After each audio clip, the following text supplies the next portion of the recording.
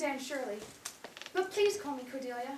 I think Cordelia is a much better name for me, don't you think? I am so honored and excited to be going home with you, Mr. Cuthbert. I feel I'm the most fortunate girl in the whole world, or at least in the whole Dominion of Canada. Hello, my name is Anne Shirley, but please call me Cordelia. There she is at the end of the platform.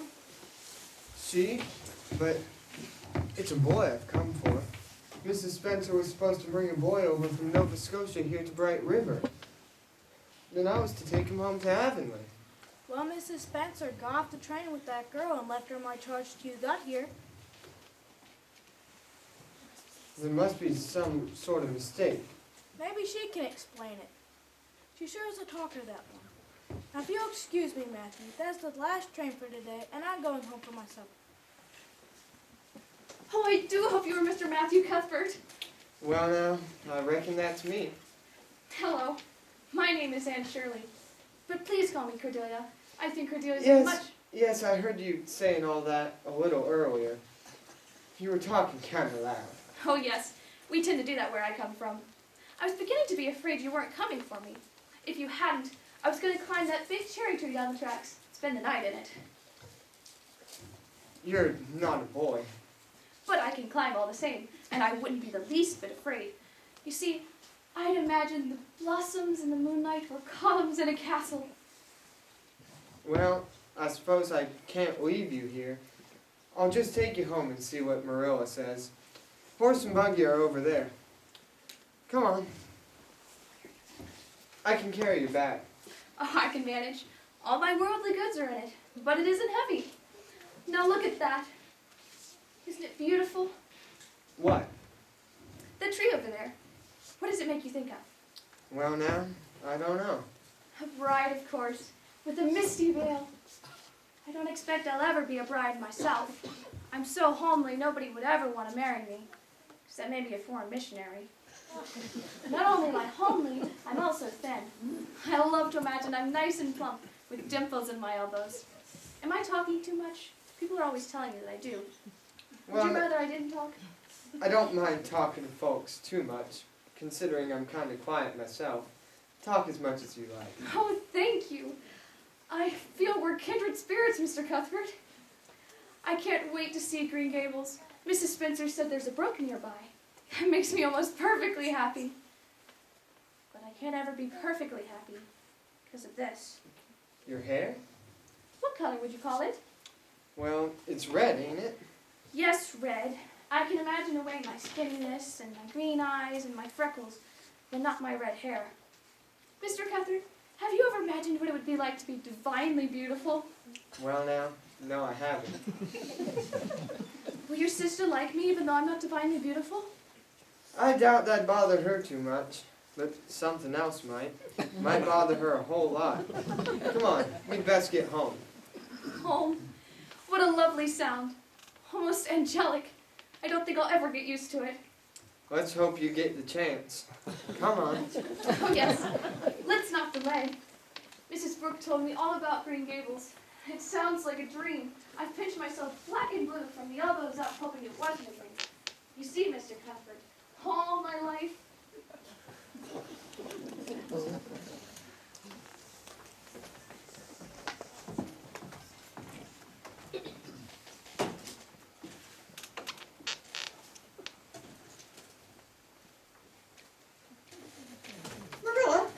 Marilla, Yes, Rachel? are you all right? I had one of my headaches yesterday, but I'm all right. Why do you ask? Well, I was sitting at my window shelling peas this afternoon when I saw Matthew going by in the buggy with the sorrel mare, Yes? and he has not come back yet. You've been sitting at your window for 3 hours? We had a big pea harvest this year. Anyway, I heard Matthew tell Peter Morrison over in Blair's store in Carmody yesterday that he meant to sow turnips today. He finished. And? He left. And? That's about all there is to it. And I suppose that's not all there is to it, Marilla. But, not being the nosy type, I certainly won't pry. I suppose you might as well know. Matthew went to Bright River. We're getting a little boy from the orphan asylum in Nova Scotia.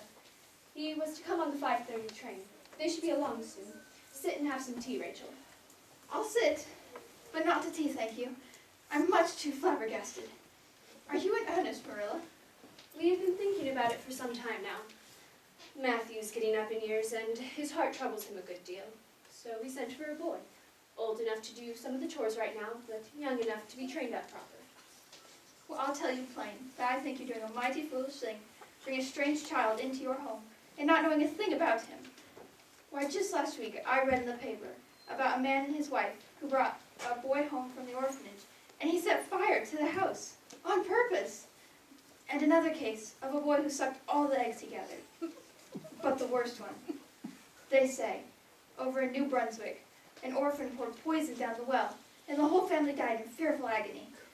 Only it was a girl in that instance. Well, we're not getting a girl. Matthew's afraid of them, and I would never dream of bringing one up. Well, I can't wait to see how this all comes out. Here come Matthew and the boy now. Hard to see him in this light, but looks like the first thing you'll have to do is give him a haircut. I'll just slip out the side door so you and Matthew can have a moment alone with the new boy. And I won't breathe a word about this. I'll let you two break the news. Oh, and Marilla, if I were you, I'd keep the lid fastened real tight on the well.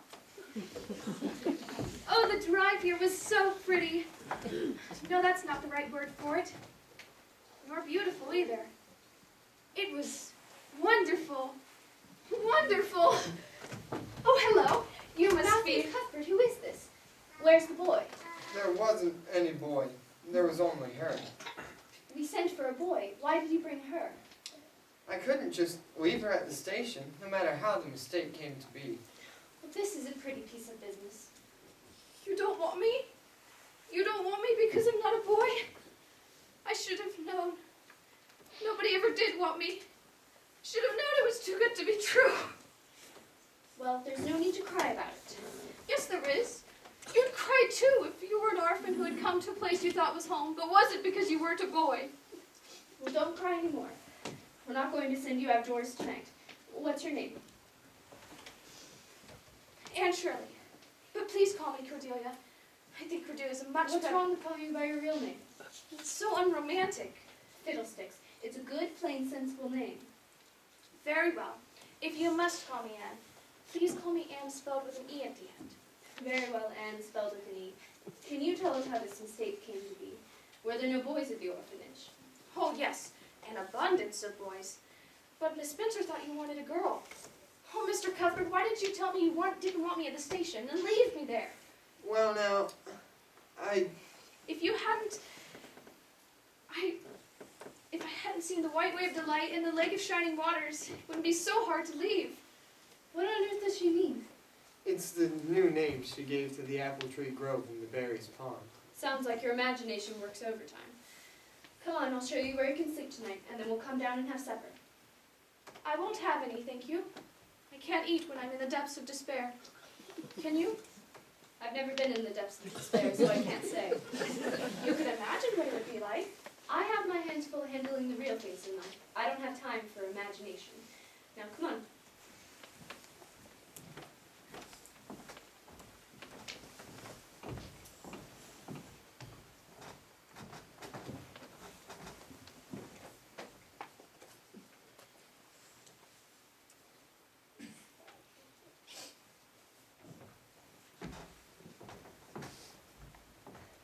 You can put your things away first and then come back down. If you still don't want supper, you can at least come down and say goodnight to us.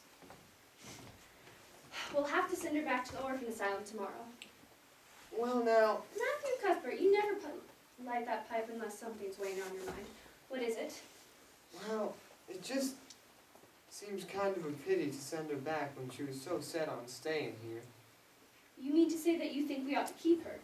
What good would she be to us? We might be some good to her. I believe that child has bewitched you. She's a real nice little thing. Real interesting, too. She talked my arm off coming home from the station. She's a talker, all right, but that's nothing in her favor. Besides, you need someone to help you with the chores. I could hire a local boy part-time, and the girl could be company for you. I'm not suffering for company, and I don't aim to keep her. And I do wish you'd go outside with that pipe. I'll put the mare in the barn.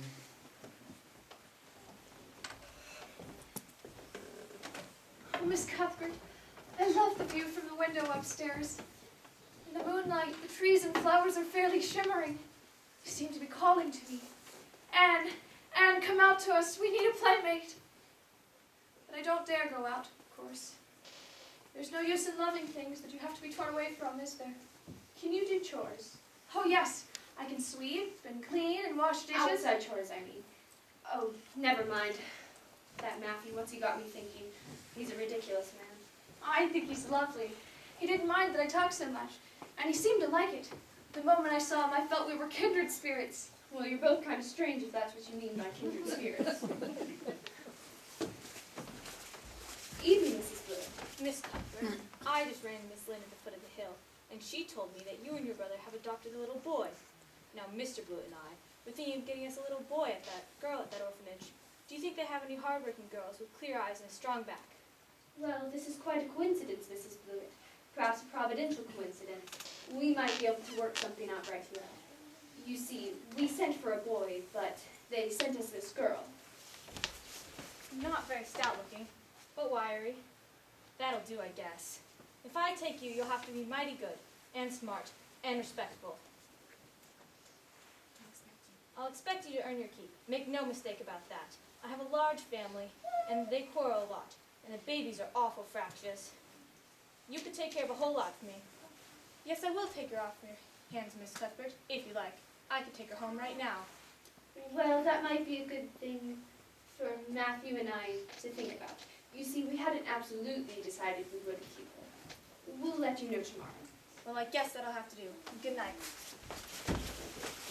Oh, Miss Cuthbert, did you really say perhaps you might let me stay at Green Gables? Perhaps and nothing more. Although Mrs. Blewett certainly needs you more than I do.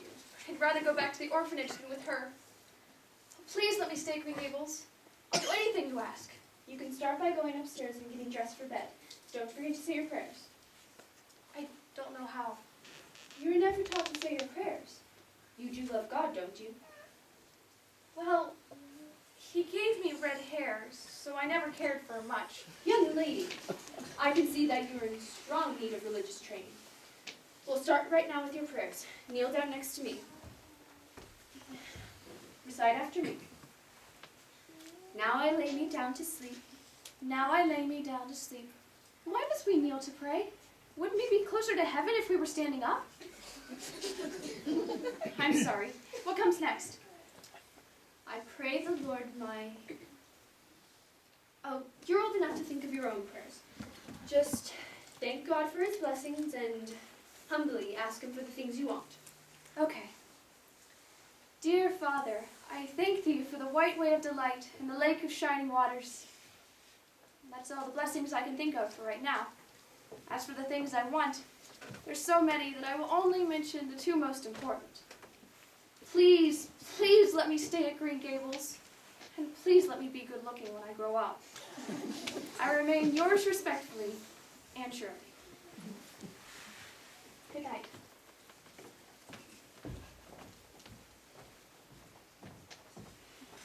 I've never raised a child, certainly not a girl, and I'll probably make a terrible mess of it. But it's about time someone adopted her and taught her something. As far as I'm concerned, Matthew, she can stay. Well, now. I'll try to make her useful and train her up properly. But don't you go interfering with my methods. I suppose an old maid knows more about raising a child than an old bachelor. I thought you put the mayor up. Well, now, I guess my mind was so on that little girl, I plumb forgot.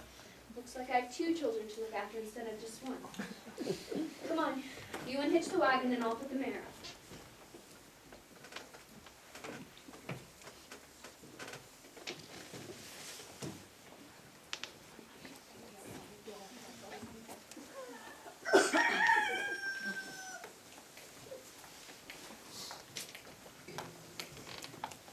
Morning, Mrs. Lynn.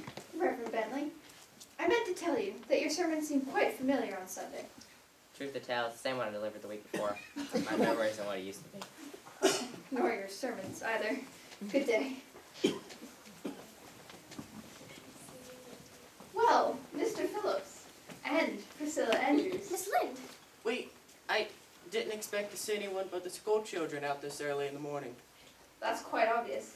I'm going down to the Cuthberts to look in on the new boy they adopted. He'll be going to your school, no doubt, Mr. Phillips. And he'll certainly be welcome, of course. It's nice to see a teacher taking such close interest in his students. Yes, I was just helping Miss Andrews with her geometry. How conscientious. Now, Miss Andrews, let us once again review the difference between an axiom and a postulate. Children! Children! Children. If I could do it all again, I'd have 10 instead of 12.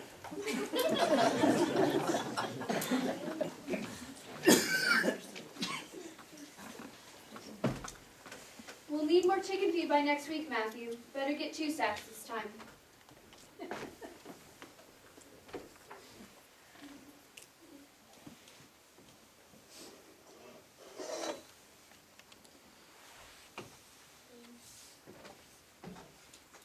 Miss Cuthbert?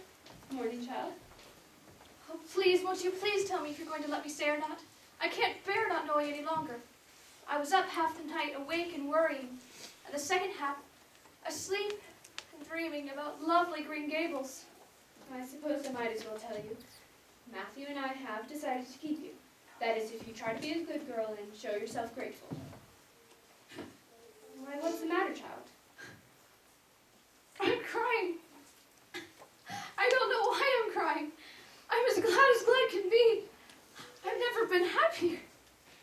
Can you tell me why I'm crying? I suppose it's because you're all worked up and excited. I'm afraid you laugh and cry far too easily. Yes, you can stay. Matthew and I will try to do right by you. You'll have to go to school, you know, but it's only 2 weeks till summer vacation, so you can start in September. Oh, thank you. I'll try to make you ever so glad to have me. Now, what should I call you? Miss Cuthbert? Or Aunt Marilla, perhaps? I'm not your aunt, but I suppose Miss Cuthbert sounds rather distant. You can call me just plain Marilla. Seems awful disrespectful to say just plain Marilla. Not if you say it respectfully. And you can call Matthew just plain Matthew. I mean, Marilla. Now that I have a home, do you think that I'll ever have a bosom friend? Oh, what kind of friend? A bosom friend. An intimate friend. A truly kindred spirit in which I can confide all my innermost secrets. Dinah Barry's the closest little girl. Oh, her house must be the one by the Lake of Shining Waters. Her hair isn't red, is it? I couldn't endure a bosom friend with red hair. It's bad enough to have red hair myself. Dinah Barry's a pretty little girl with black hair. She's also good and smart, which is better than being pretty. But her mother is a peculiar woman and won't let her play with just anybody, so you make a good impression. Now, while I fix breakfast, you learn this. What is it? Well, it's the Lord's Prayer. It's a good place to start on your religious training. Now, you learn that by heart.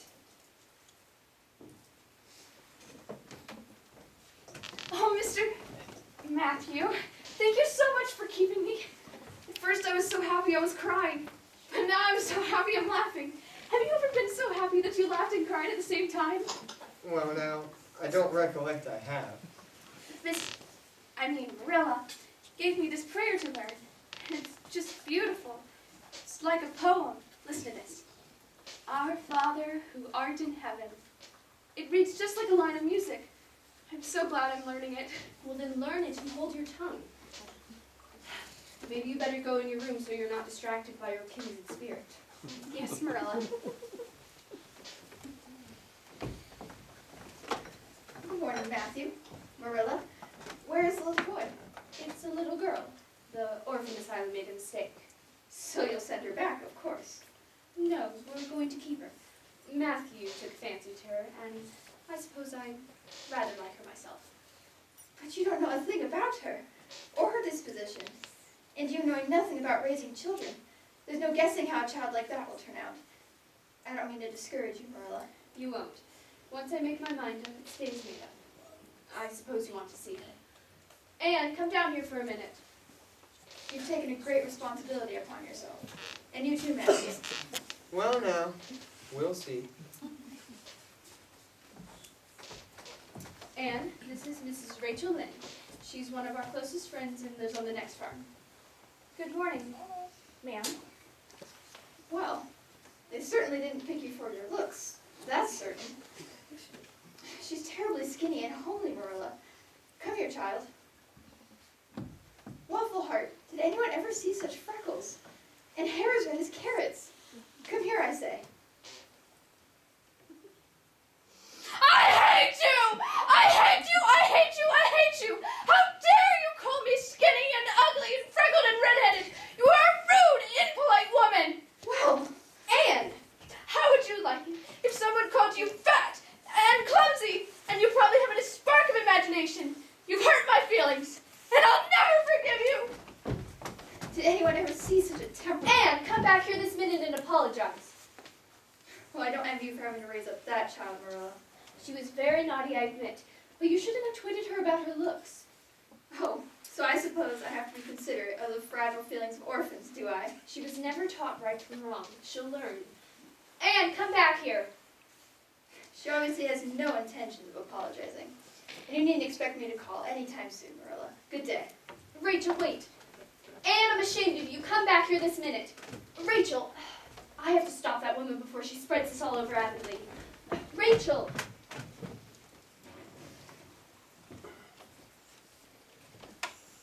Anne, it's me, Anne.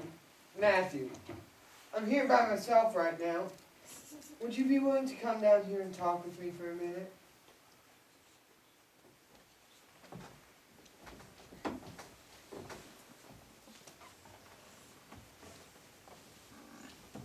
And I think you'd better apologize and get it over with when they come back. Apologize to Mrs. Lynde? Just smooth it over, so to speak. Well, I suppose I could do it for you, Matthew. I am rather ashamed of myself and how I lost my temper. But it's so humiliating to apologize and when the other person started it. Still, I'll gladly do it for you. Just smooth it over. Here they come back now. Don't tell Marilla I said anything to you. She might think I was putting my oar in.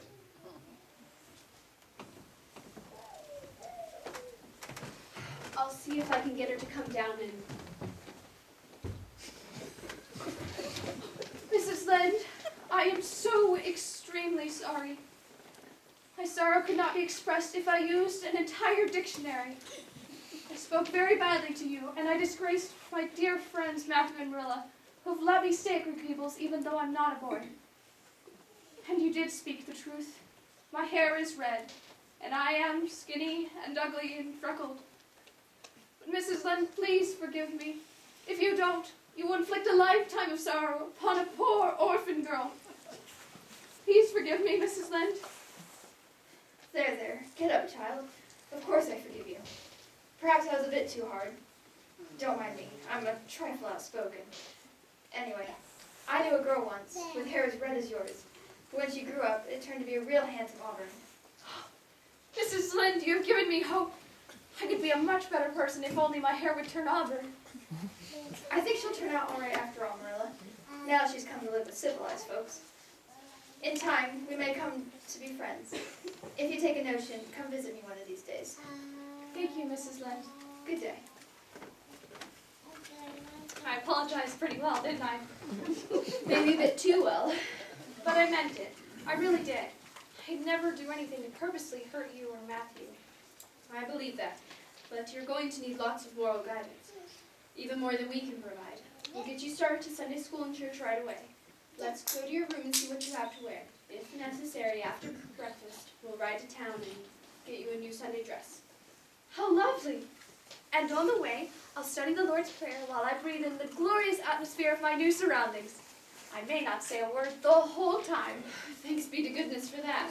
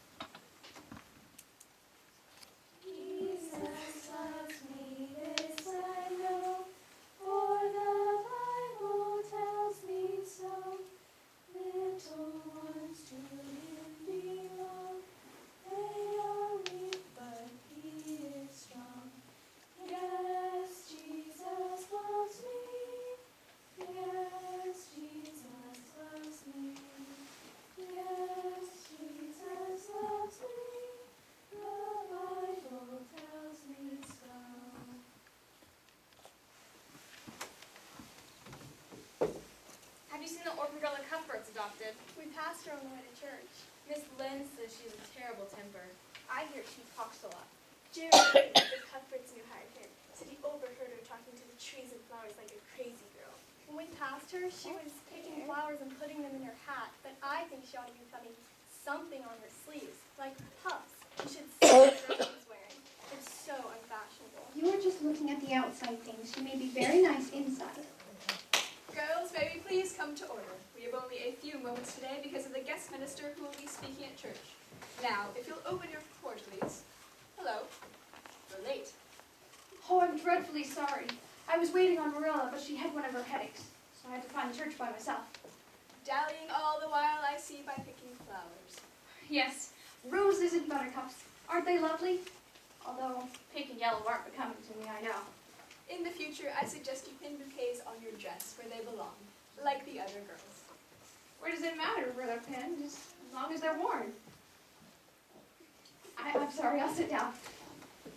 Now, as I was saying before we were interrupted, open your quarterlies to this Sunday's question page, but do not look at the answers. Yes, Miss Rogerson. Now, I expect all of you, except our new little orphan girl, of course, to know all of the answers. Yes, Miss Rogerson. On which day did God create the fish and the fowls?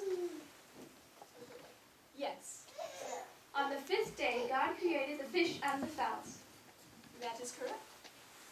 Where was Cain sent after he had slain his brother Abel? Yes, Cain was banished to the land of Nod to the east of the Garden of Eden.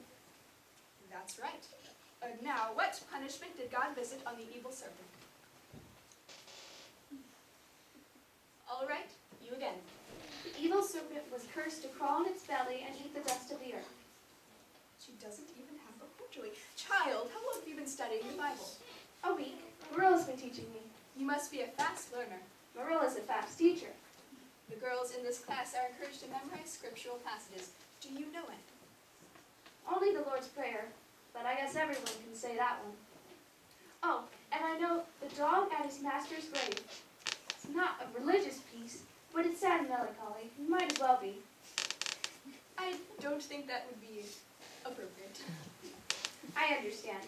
I promise I'll have lots of scripture to recite next week. Probably the entire Old Testament. Time for church. One final item. In 2 weeks, there will be a Sunday school picnic at Mr. Harmon Andrews Field. And if you all know the answers to next Sunday's questions, as well as our little orphan girl knew them today, I think I can convince Mrs. Bell and Mrs. Lynn to make ice cream. If you know the answers. Yes, Miss Rogerson. Now don't dally, go immediately to your pews in church. I understand the guest minister is quite punctual.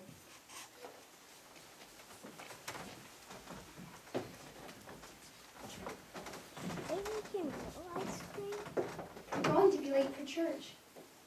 Ice cream. Never had ice cream before. You will at the picnic. It's going to be near the pond where I live. The Lake of Shining Waters. The Lake of Shining Waters? I like to give fancy names to things. You must be a Diana. I am. Marilla said you were pretty, but really beautiful. Oh, You are, really. I'm Anne. Shirley. Spelled with an E. pleased to meet you, Anne. Likewise, I'm sure. We live very near each other. I'm at Gables. I know. It'll be nice to have someone to play with. No other girls live near me, and my sister Minnie Mae is too little. Then it's settled. What's settled? We can be bosom friends. I suppose so.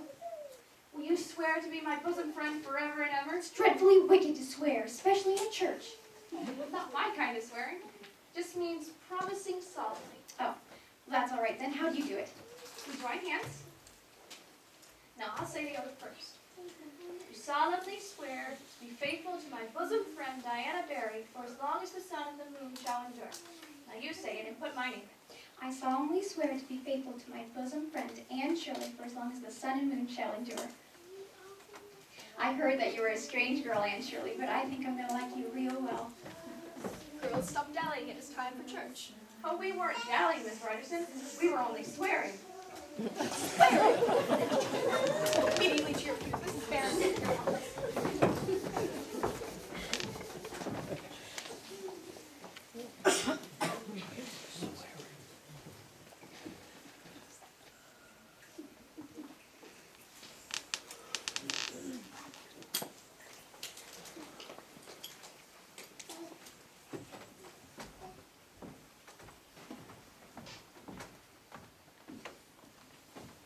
And hurry up. Your company will be here soon and I have to leave. Coming, Marilla. I just have to tie my bow and put on my shoes. You'd have been ready in plenty of time if you hadn't spent half the morning sitting on that woodpile talking to Matthew. Chattering a mile a minute. And him taking in every word like a perfect ninny. But I had to tell Matthew about the Sunday school picnic. And how do I look? As well as you should. Thank you for letting me wear my best dress. Against my better judgment. Well, you have to wear your best dress if you're entertaining your best friend. This is all so elegant. Fruit cake, strawberry preserves, cookies, ginger snaps, and I'll make the tea when Diana gets here. There should be some raspberry cordial left over from the church social on the second on the second shelf in the cupboard. You can have that too. Raspberry cordial? I'm here, Marilla. Coming, Rachel. Now, the minute Diana leaves, you'll need to get Matthew and a hired hand their supper. They should be back from the vessel pretty soon. So be sure to keep your wits about you when you're cooking, and don't get suds all over the floor like you did yesterday when you're washing the dishes. You and Diana have a nice visit. Well, thank you, Marilla. You're so very kind to me. Nothing your kissy nonsense. You'll please me most if you do as you're told. Time to go, Marilla. Hold your horses, Rachel, I'm coming. After supper, we can start our new patchwork. Maybe you can finish tonight. I hate patchwork. There's no imagination in it. I wish time went as fast when I'm sewing as when it does when I'm playing with Diana. Is everything ready? Seems to be. The raspberry cordial. Second shelf. Peaches, preserves. Oh, this must be it. And the glasses.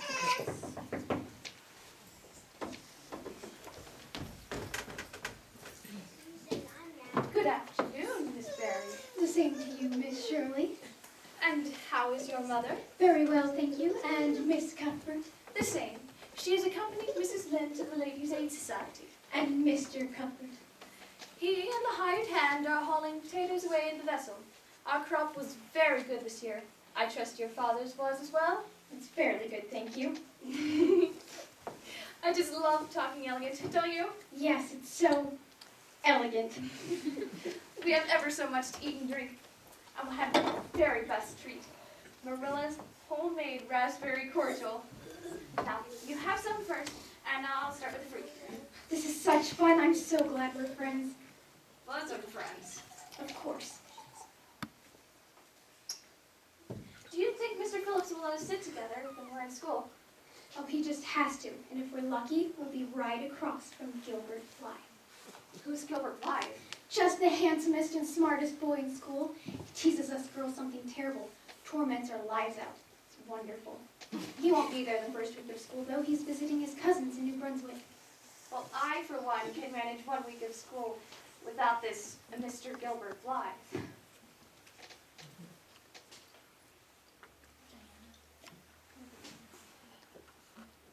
Oh, Diana, you've almost finished. Would you like another one? Yes, it's the best raspberry cordial I've ever drank. Everything Marilla makes is the best. She's been trying to teach me. Oh, dear Lord.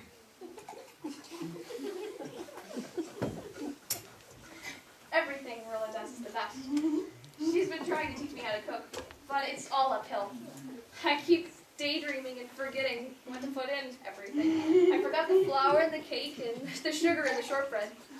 And what was worst of all was we had made a plum pudding and sauce, and we had some left over. So I was asked to put it in the pantry and cover it. Except I forgot to cover it, and Diana, a mouse was in it. A mouse. May I please have some more? Of course.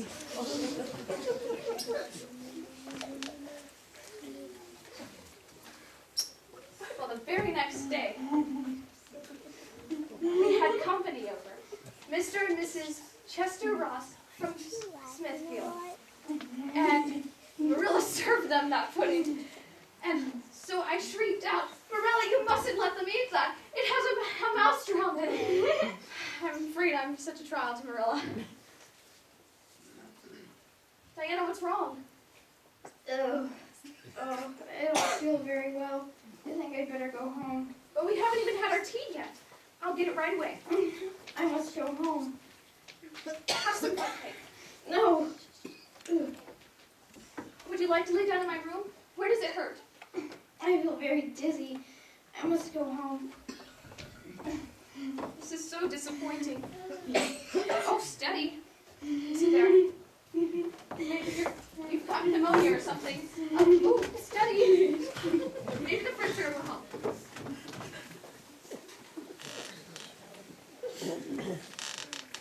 We'll leave the rig right there for the time being, Jerry. Might as well let the mare cool off before we put her in the barn. Come on in. We'll have a bite to eat before we get back to work. I thought you said the girls were gonna have a tea party or something. There were, but it looks like they finished now. There's some nice leftovers here. Help yourself. Anne never cleaned up when she finished. That's not like her. Merle would be mighty upset if she came home to a messy kitchen. Mighty good fruitcake. And cookies, too. I think Anne made these herself. You're kind of fond of that girl, aren't you, Mr. Cuthbert? Well, Jerry, truth to tell, I was always a little afraid of women. Girls, too. Still am, for that matter. But Anne's different. She adds a lot around here. She's even softened Merle up a mite, too. Of course, Merle would never admit that. Well, we'd best be getting back to work. Let me just wash down this fruitcake. Hold on there. Not with that, you don't. What is it? Wine, Jerry. Homemade currant wine. We only serve this up on special occasions. Wonder what it's doing now. Glass full of this would have you mighty drunk, Jerry. Well, we'd best get back to work.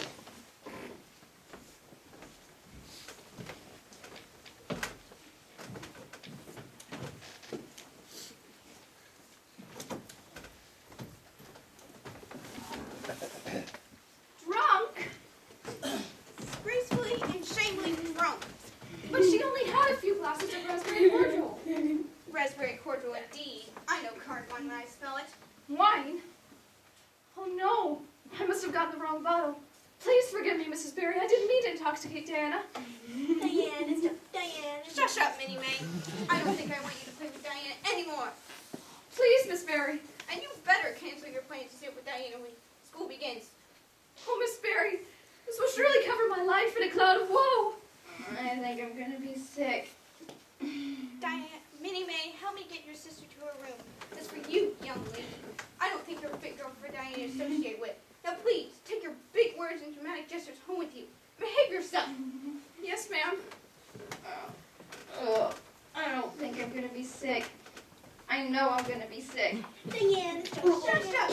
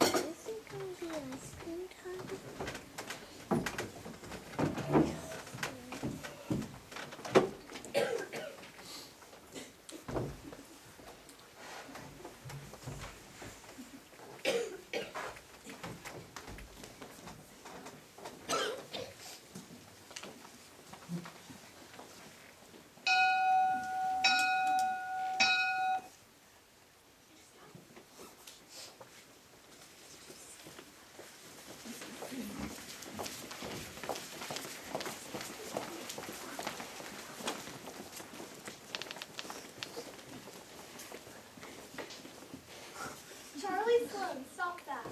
Get away from me, Jimmy Glover. Why can't you boys act nice around us girls like Moody McPherson does? Moody's Ferdinand McPherson is a nice boy because he's going to be a minister. Isn't that right, Moody? That is my calling and intention, so I have to set a good example early on. I'm going into politics and getting elected into parliament, so I ought to be nice. Help! Cut that out! Nobody's going to be anything if we're late coming in for recess. Mr. Phillips said we better be seated by the second bell, or we'd be punished.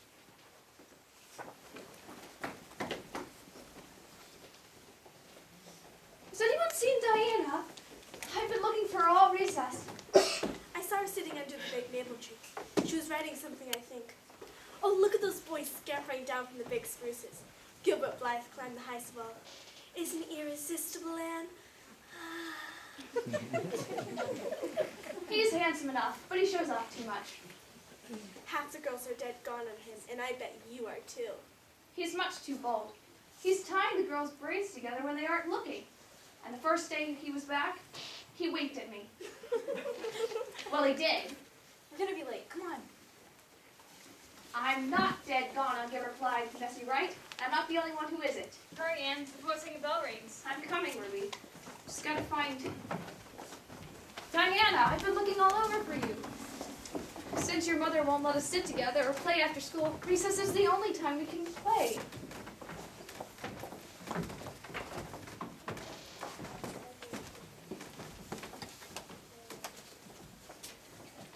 Dear Anne, Mother says I'm not to play with you or talk to you, even in school or at recess.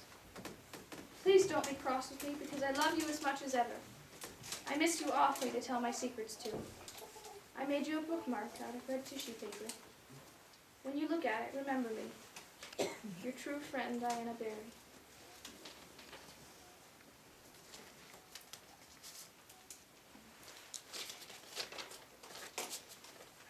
My own darling Diana, of course I am not cross with you, but you must obey your mother. Our spirits can still commune. Yours until death do us part, Anne, or Cordelia, surely. P.S. I will sleep with your letter under my pillow tonight.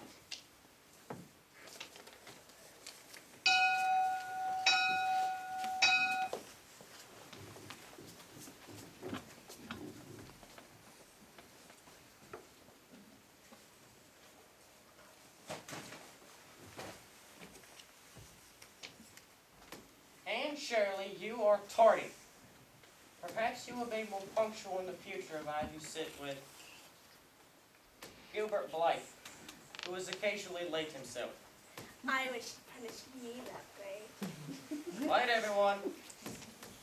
Let me remind you, while it is still early in the year, that you must study hard at all times. Whether you finish at Avonlea this year, or next, or beyond that, your ultimate goal is to pass the entrance examinations to Queen's Academy in Charlottetown. Now, I know some of you cannot afford to go to Queen's, while others may have parents who will not allow them to go. But for now, assume that one day you will be taking those exams and you will do your best to pass them. Perhaps one day an Avonlea student may win the coveted Queen's Gold Medal, or better yet, the Avery Scholarship, highest of scholastic honors in the Maritime Provinces. Now, work on your fractions. Will you check our work, Mr. Phillips? Later, Ruby. At the moment, I must help Chrissy. Miss Andrews. She will soon be taking the Queen's examinations herself. Anne, you're actually getting to sit with Gilbert Blythe? What kind of punishment is that? The worst kind. Stop it! Quiet, please. Chrissy, Miss Andrews needs to concentrate. Carrots. Carrots. How dare you! Anne Shirley, what does this mean? It was my fault, Mr. Phillips. I teased her. I'm sorry to see a pupil of mine displaying such a temper. Don't take it all out on her, Mr. Phillips. Anne Shirley must learn to control her temper. Now, you will stand in the corner next to the wastebasket and hold this above your head for all to see.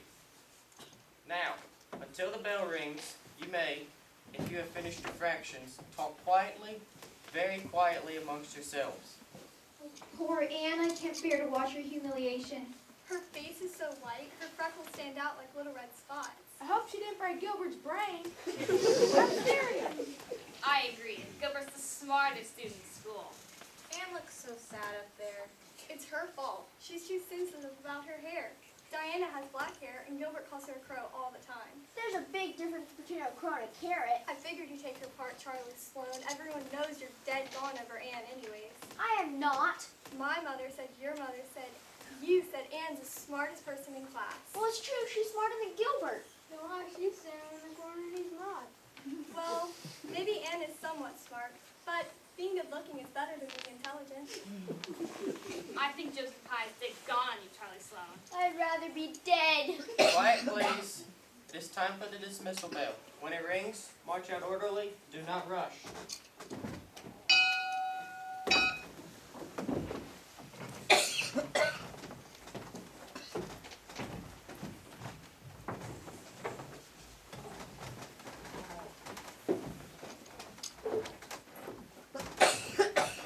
I'm awfully sorry I made fun of your hair, Anne. Honest I am. Please don't be mad at me forever. Here's a candy heart for you. I brought it all the way back from New Brunswick.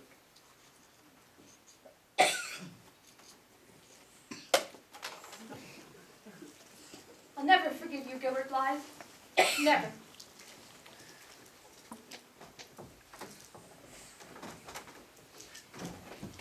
No, don't speak to me, Diana. You mustn't disobey your mother. I've been humiliated beyond belief. Look, Mr. Phillips spelled my name wrong. He left the E off it. That settles it. I'm never coming back to school. Nobody, not even Marilla, can convince me otherwise. Oh, Diana, that means we'll never see each other again. But in the years to come, you will shine on my memory like stars. I read that somewhere. Wilt thou let me take one of your jet black tresses to remember thee forevermore?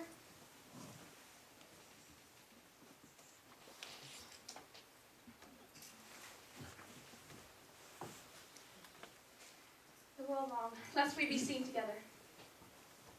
Farewell forever, my dearest friend. Henceforth we must be as strangers, though my heart will ever be faithful to thee.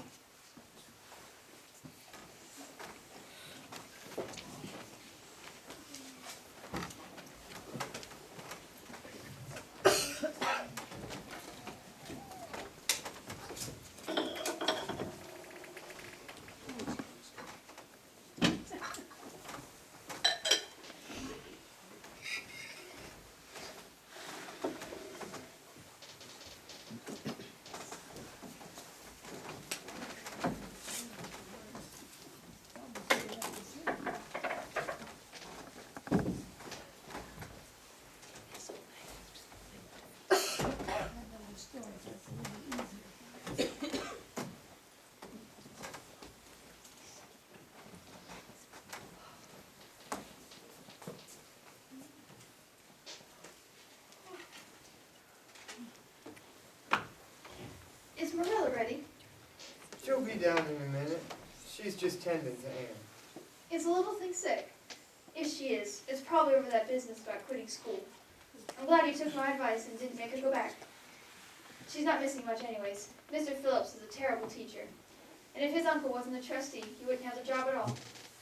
Let's just hope he goes away next year when Priscilla Andrews goes off to college. If she passes the entrance examinations. You think Anne will ever want to come back to school? Of course. And the less fuss made about it, the quicker she'll go. Well, when she does, I want her to have a real nice dress to wear, like the other girls. Matthew Cuthbert, for once I agree with you. The way Marilla dresses that child is positively ridiculous. Maybe you could pick her out a real nice dress over at Blair's in Carmody. I could give it to her as a Christmas present, and that way Marilla would have to let her wear it. Pick her out something real pretty. If I don't find something I like, I'll make it myself. Something with them fluffy things on the sleeves. Puffs, of course. It'll be the latest fashion. Sorry to keep you waiting, Rachel. Anne, come down here. Mrs. Lynde is here. Come say goodbye to us. You ought to come with us, Matthew. It might be the only time you get to meet the Premier of Canada in person. Matthew's not big on political rallies. Maybe he thinks I'll embarrass everybody when I ask the Premier why he won't give women the vote.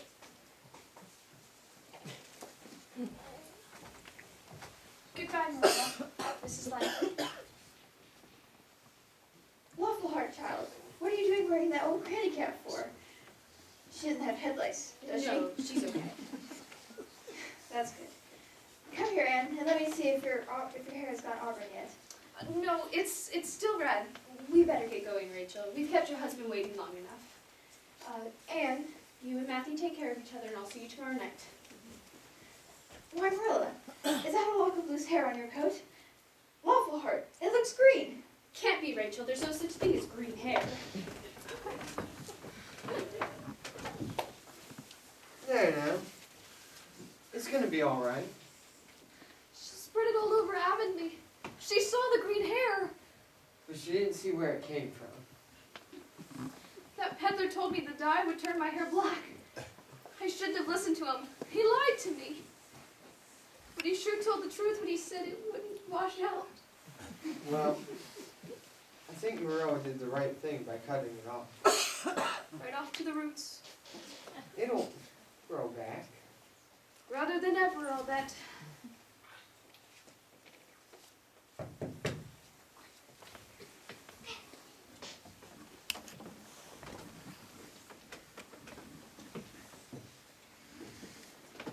Mr. Cuthbert, Well, that's right. I'm Miss Susan Stacy. Won't you come sit down? No, thank you. I'm in rather a hurry since I'm calling on several families today, though a number of them seem to be on their way to Charlottetown. You must be Anne. Yes, Miss Stacy. I've heard a lot about you. Good things, I might add. I'll come straight to my business, Mr. Cuthbert. It is possible that the teaching position in Avonlea may become available next year. Mr. Phillips is leaving? It's not definite, but I've been encouraged to apply. I'm from Montague, and I'm a Queen's graduate. I was second runner-up for the Queen's Medal, and might have gotten an Avery Scholarship had Queen's been given one the year that I graduated. I don't say these things to boast, but merely to state my qualifications. Well, you sound qualified to me. Why don't you start right now? Thank you for your votes of confidence. I like Avonlea, and I would like to teach here, but I want to teach students who have goals and ambitions beyond Avonlea. Would the brightest and the best wish to continue at Queen's or a similar institution? And would the parents or guardians be willing to pay for their child's education at such a place? I certainly don't expect an answer from you now, but I would like you to think about it. If the opportunity arises, I'll call on you again. Miss Stacy, I don't go to school, but I might if you were the teacher. But that wouldn't be until next year. You'll miss so much if you stay out until then. I have my reasons for not going. I'm sure you do. But those reasons outweigh your desire for knowledge and the dreams that knowledge can bring. I'm sorry, I've overstepped my bounds. I enjoyed our brief visit. Good day, Mr. Cuthbert and Anne. I hope to see you again.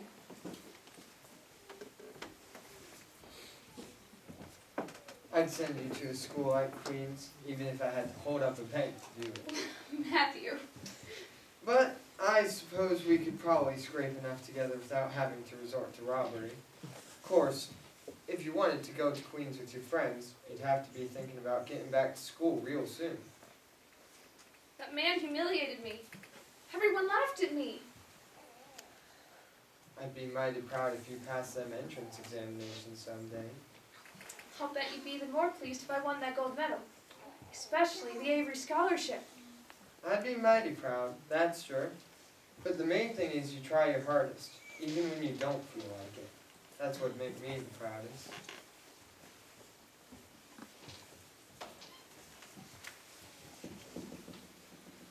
Haven't looked at these books in a month.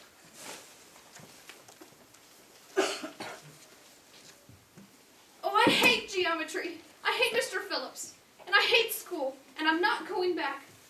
Besides, they'd know that I cut off all my hair.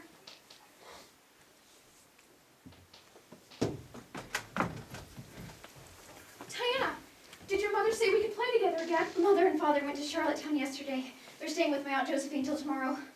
I'm delighted to see you, Diana. But you mustn't disobey your mother while she's away. It's Minnie May. She's awful sick. The French girl, Mary Jo, is staying with us, and she says Minnie May has pneumonia in the croup. But Mary Jo doesn't know what to do, and I don't either. I've never taken care of a young one before. I have. We had to take care of each other lots of times at the orphanage. I once helped a pair of twins through an awful sick spell. And you go with Diana. I'll try and fetch a doctor in Avenue. I think he went to Charlottetown like everyone else. Matthew will find somebody. I'll take this bottle of Ipecac in case you don't have any at home. Oh, hurry, Anne. Minnie May's coughing something terrible, and she looks just awful. I'm afraid she might be dying. We won't let her die. Come on. Jerry, you out there? Just finished shilling the corn, Mr. Cuthbert. Hitch up the sorrel. I may have to fetch a doctor for the berry girl. I might have to go as far as Carmody. I'll get right on it. If Ann can't find a doctor, she might have to handle things herself. Hope that little berry girl's all right. The Watsons lost their youngest to pneumonia about this time a year ago. It's a sad, sad thing. Jerry, you may have to stay late and do the milking. Make sure you shut up the hen house before you leave.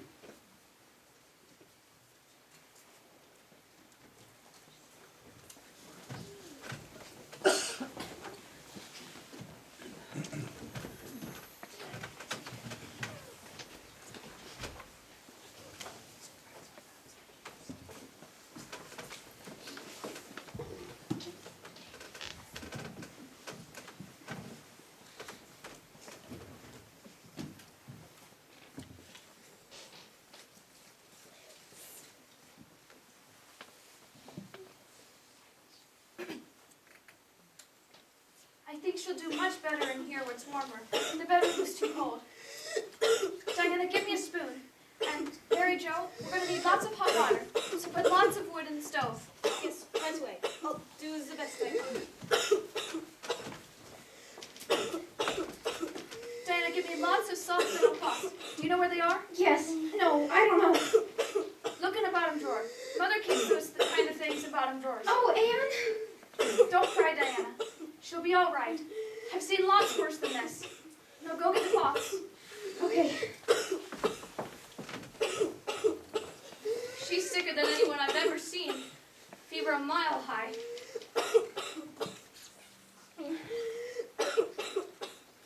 Take this, Minnie May. I'll help you get better. Oh, you've got to take all of this. They'll help you cough up all your phlegm. Take it again. Easy now. You poor thing. This is much worse than getting humiliated at school or having your hair cut off or studying geometry or even losing your best friend. After this, I'm going to put away my petty pride and my foolish vanity, and I'll study real hard so that I can get into Queen's, and I can win that gold medal so that Matthew and Marilla will be proud of me. Time for self-pity is over. But first, we've got to take care of you, Minnie May. Is she going to die? Not if we can help it. We must pray. I think there's a Bible verse that says, God is in his heaven, all is right with the world. Just keep repeating that. Mary Jo, we'll need some more pots. And put more wood on the fire. We'll need more hot water. Hurry! Hurry!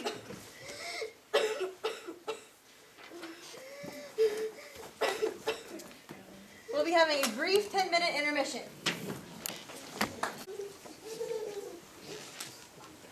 Matthew. Matthew, they're here. I'm coming. How's Ann look? You'll see soon enough. Lots of folks in.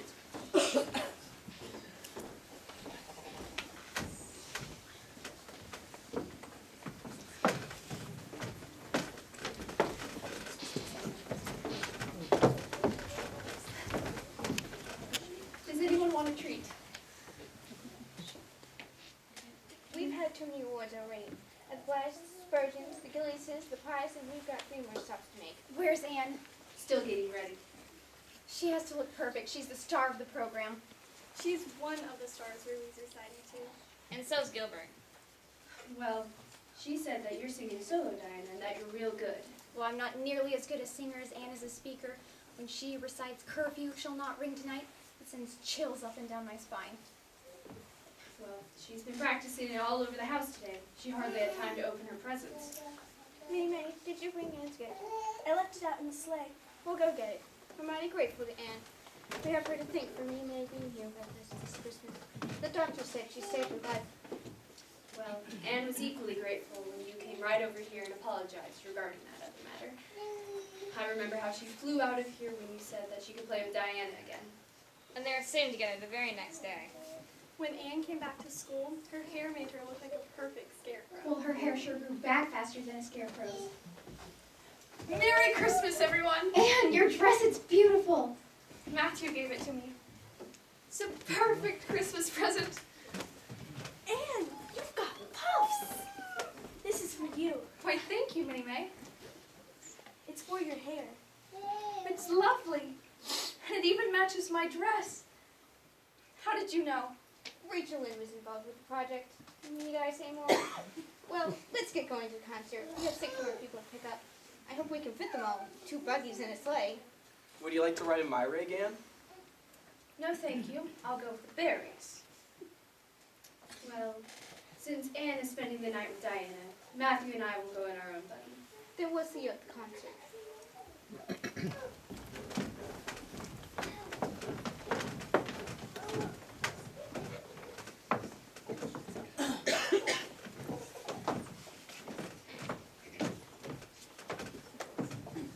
She looks awful pretty in that dress. It was a nice present, Matthew. Although I don't know that she needed a new dress. But she will make a good impression when she's reciting tonight. She speaks her poetry real well. She's a bright child, and I'm awful proud of her. Of course I won't tell her so. Well, I'm proud of her, and I did tell her so. I think she's smart enough to pass them entrance examinations to Queen's someday. Well, Mrs. Berry says that they're going to keep Diana in school right here in Avonlea. Queen's gives a mighty fine education. For a mighty fine price. I reckon we could afford it somehow. I'd miss her something that terrible if she ever went away. But we'd have to do what's right by her. Well, we don't have to think about it for quite a while. Time will come soon enough. Might as well keep our minds on it.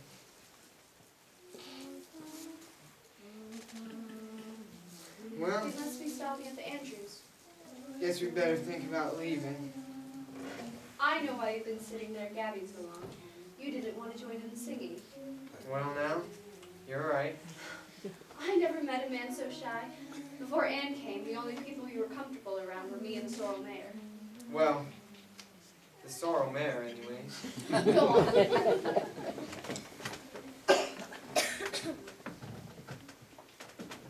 Oh, it was a perfectly brilliant evening. Everything went off so well. Oh, and your solo was elegant. I was so proud when they encored you back on. Well, your recitation simply brought the house down. And Gilbert Blythe was splendid too. He looked at you the whole time he was reciting. I didn't notice. Oh, isn't it fun that we can stay up as long as we like? Curfew shall not ring tonight. Why don't we go to the bedroom and read? It'll be fun since we get the spare room tonight. The spare room. Let's race and see who can get there first. All right, and then we'll put on our nightgowns and we'll read far into the night. First one on the bed is the winner. On your mark. Get set, go! Oh! Merciful goodness! What was that? Who was that? Oh, Anne. I think it was my Aunt Josephine Barry from Charlottetown. I had no idea she was here. She's old and rich and prim and proper. Oh, I'm sure she'll scold us something dreadful. There you are! You are the worst behaved child I ever saw! Your parents ought to be ashamed for the way they brought you up! But Miss Barry. Who are you? And another thing, I will not be paying for your music lessons as I promised your father! but Miss Barry. Who are you? And another thing, I will not be staying for 2 weeks as planned. I shall leave for Charlottetown in the morning. but Miss Barry. Who are you? And another thing, who are you? Anne Shirley. I live at Green Gables. This is all my fault for jumping on your bed like that. You shouldn't blame Diana. She's a very ladylike girl. Well, I mustn't, eh? It was all in fun. Please forgive us, Miss Barry. Or at least forgive Diana and let her have her music lessons. If you must be cross with anyone, be cross with me. In my early days as an orphan, many people were cross with me. So I can endure it much better than Diana can. Only in fun, you say? That's all. We had no idea you were in there. You don't know what it's like to be wakened from a sound sleep after a long journey, being bounced on by two girls. But I can imagine, just as I'm sure you can imagine, how a poor little orphan girl would be wanting such an honor of spending the night in a spare room that she'd really want to just jump into bed. Well, I suppose your claim to sympathy is as strong as mine. You seem like an interesting girl. And you, Miss Barry, might even be a kindred spirit. Even if you don't look like one. Perhaps we can sit down this week and you can tell me something about yourself. Then you're not leaving in the morning, Aunt Josephine? No, I'll stay the whole 2 weeks. I want to be here for your first music lesson to make sure you're getting my money's worth out of it. And perhaps this Anne girl can come talk to me occasionally. Of course I will, Miss Barry. Good night, Aunt Josephine. Oh, thank you, Anne. I'm eternally grateful. Well, it was my fault. Mrs. Lynn says I'm too impulsive. But when an idea springs into your mind, it's so exciting you just have to do it. You stop to think it over, and you spoil it all. Girls, you still up? I forgot to tell you, Diana. Your Aunt Josephine came to visit while we were at the concert. Your father gave us a spare room, so you two will have to sleep with Minnie May. I think you should go to bed now, and for heaven's sakes, don't wake her up, Aunt Josephina. She'll never forgive you if you did. And Diana, that might mean the end of your music lessons. We wouldn't dream of waking her, Mrs. Barry. Wouldn't dream of it at all.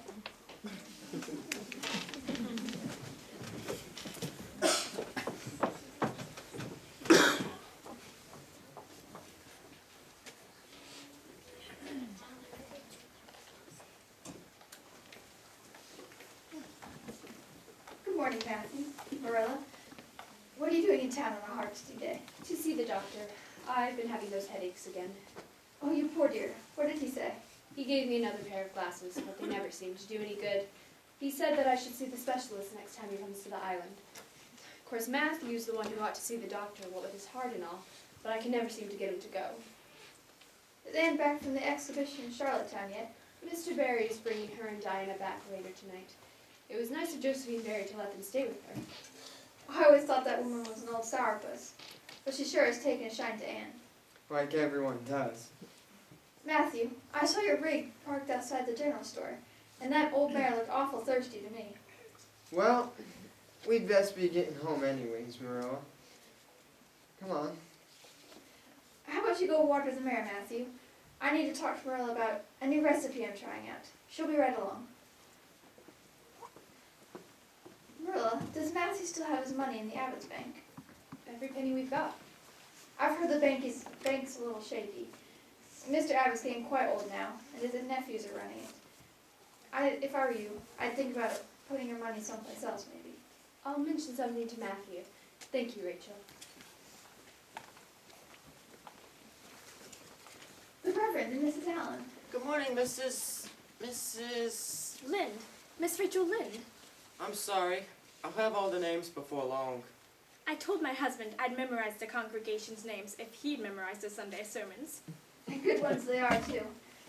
Although I missed the Reverend Bentley's sermons, I had all his memorized before he retired. Let's see. The people you were just talking with. The Cuthberts. Correct. They're girls in my Sunday school class. When I asked the pupils to tell their favorite Bible verse, Anne told me hers was, "God's in his heaven, all's right with the world." I reminded her that the poet Robert Browning wrote that, but we both agreed it probably should be in the Bible. It's a fine girl. I should hope so. I practically raised her myself. We're very pleased to be in Avonlea, Mrs. Lind. It's a new day in our town, with all the comings and goings. There's even talk of a new school teacher this fall, a woman of all things. I'm all for giving women the vote, but not so sure we should be giving them our schools. It could be a dangerous innovation. Of course, Canada's going to the dogs anyhow, with the way things are being run in Ottawa. But nobody asked me, so I'll just keep my thoughts to myself. Good day, Reverend. Mrs. Allen. Good day, Mrs. Lind.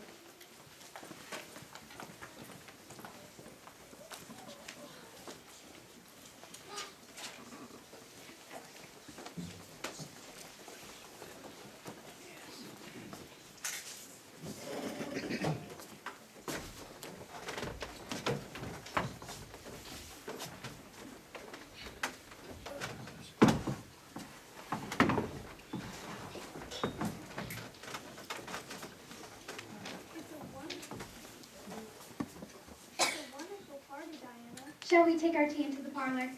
Let's do it. Well, this is to be our last convening until school begins. I so look forward to our new teacher. As do I, although it's a sad day Mr. Phillips was announced he was leaving. But not too sad. We all cried. Convincingly, I thought.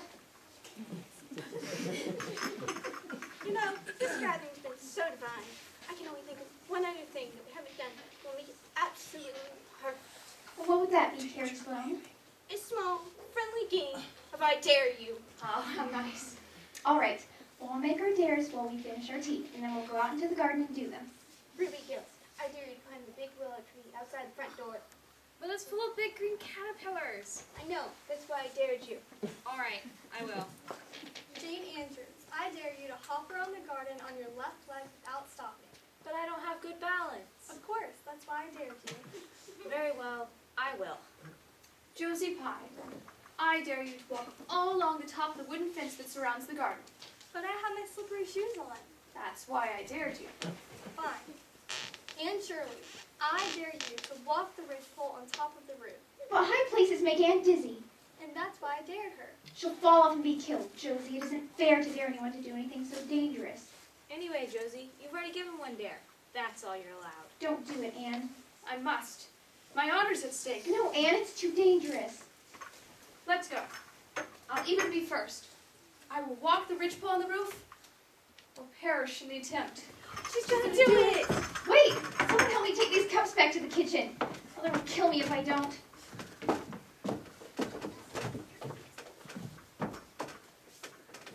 She's going to do it. Look at her climbing up that ladder. She's on the roof. She's taking your dare good and proper, Josie Pye. Oh no, I hear her on the roof. Be careful, Anne. The slant on that roof is very steep. She's on the ridgepole. Good girl, Anne. I knew she could do it. She showed you, Josie Pye. Come out and look, Diana. No, Anne, come down now. Don't wait for me to come see. Why is she swaying? I think she's slipping. Anne, be careful. Grab the ridgepole. Grab the ridgepole. If you fall, try to land in the Virginia creepers. Anne!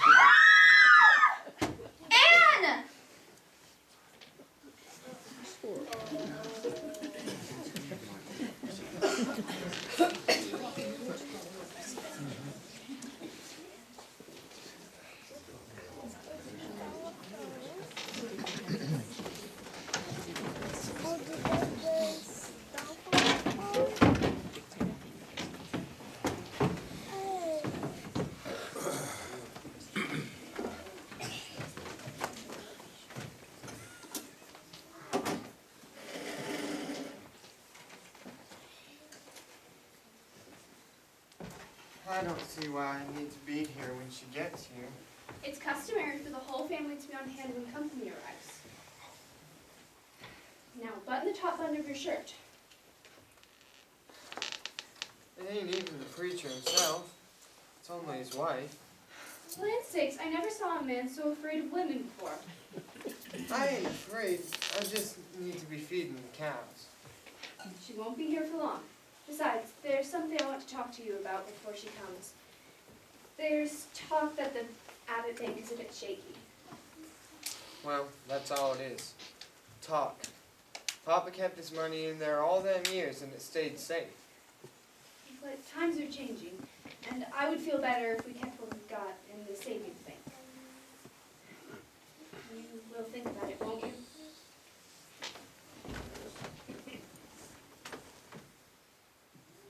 Afternoon, Mrs. Allen. Hello, and how are the Cuthberts today? As well as can be expected. Come, have a seat. And Mrs. Allen is here. How is she managing these days? Well, pretty good, I guess, considering the circumstances. She sure perked up when I told her that you were coming, though. She even baked her layer cake just for you. How thoughtful. Later, I'm sure she'll want to show you her little garden in the out back. It's a fine girl you both are raising. Did she tell you we had the same favorite poet, Robert Browning? Her and her poetry. That must have been the only thing she read when she was a little girl. There was some wealthy widow that gave a batch of poetry books to that orphan asylum. That must have been the only reading matter they had. I think Browning very accurately describes Anne in his line, "The good stars met in your horoscope, made you of spirit and fire and dew." That's our Anne. Hello, Mrs. Allen. Why, Anne, you're hardly handicapped at all. Matthew made this crutch for me. They're quite a work of art. Well, let's sit and have some cake. I'm sure Matthew is anxious to get back to the pigs. I was feeding the calves. Anne, I can hardly wait to taste your cake. I'm honored that you made it for my visit. You know, I came here especially since it's the first day of school. I thought you might be a little down in the dumps. That's very thoughtful of you, Miss Allen. But I won't be out of school for long. My cast comes off in just 2 weeks. Miss Stacy, she's our new teacher, said she'd try to drop off my assignments before I come back.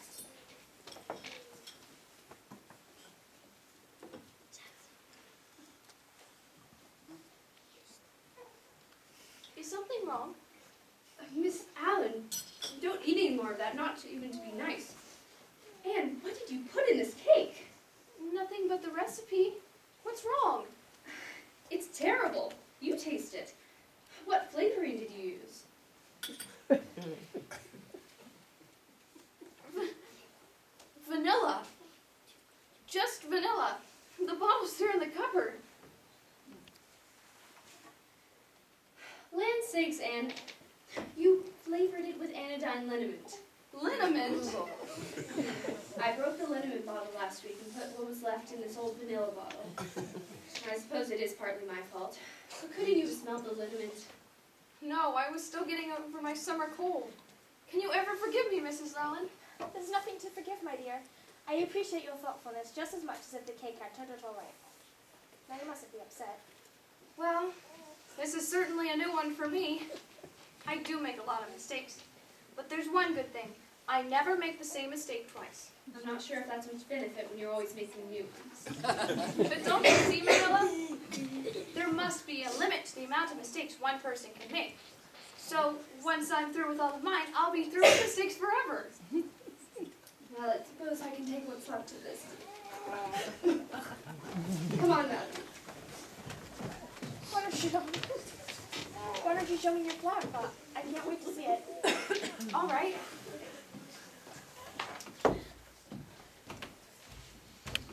I love fall flowers the best. I think they're the most. Gilbert Blythe. Hello, Mrs. Allen. Anne. Good afternoon, Gilbert. Anne, I'll go on ahead. You can join me later. Don't go, Miss Allen. What are you doing here? Miss Stacy let me bring your books and assignments to you. Why would you want to do that? Maybe it's so you don't have any excuses when I score higher than you on the Queen's entrance exams. Maybe you'll be the one looking for an excuse. Well, we'll see. Well, goodbye. Gilbert, Yes. thank you. Again. Again. I was thinking about the incident on the river last summer. Oh, when you and your friends were acting out the Tennyson poem and your flatboat started to sink. Well, I couldn't just let you drown, could I? I'm just glad I happened to go along when I did. So am I. And has it ever occurred to you that we might possibly be friends? It has. Some. And I'm awfully sorry about me making fun of your hair that time. And besides, it was so long ago, and I think your hair is really pretty now. Honestly, I do. Carrots. You called me carrots. We could never be friends, Gilbert Blythe. Never. Fine. I'll never ask you to be my friend again. Goodbye, Anne Shirley. Why did he really bring these books over? Was it really so I wouldn't have an excuse if he beats me in the Queen's exam? Probably so. Well, I'll beat you, Gilbert Blythe. And when we're at Queen's, I'll study day and night to keep you from winning that gold medal. And your chrysanthemums are lovely, but brilliant yellows and browns. Mrs. Allen, I forgot. Be right there, Miss Allen. Thank you so very much. It just takes me a little bit longer on this crutch.